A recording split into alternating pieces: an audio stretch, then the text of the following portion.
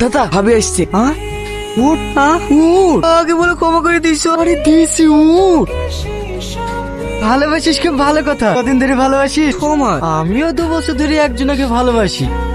আপনিও ভালোবাসেন? হ্যাঁ, কিন্তু সে আমার ভালোবাসে বুঝেই না। এই মাহি, দুটো সার্ভে প্যাকেট দিয়ে যা। ওসব ফালতু কথা শোনার সময় না এখন। তোর কপালে ভালো রে, 2 মাস ঘুরিয়ে ভালোবাসার মানুষ পেয়ে গেলি। আর আমি 2 বছর ঘুরিয়েও সারা জীবন ফালতুই থেকে গেলাম। কিরে নুপু, আজ কলেজে যাসনি? না, মার শরীরটা একটু খারাপ তো, তাই যাওয়া হয়নি। ও আয় আয়, বাইকে চাপ, ওই দিক দিয়ে তো যাবো, তোকে বাড়িতে নামিয়ে দেবো। না না, আমি এটুকু হেঁটেই চলে যাবো। আরে আয় তো।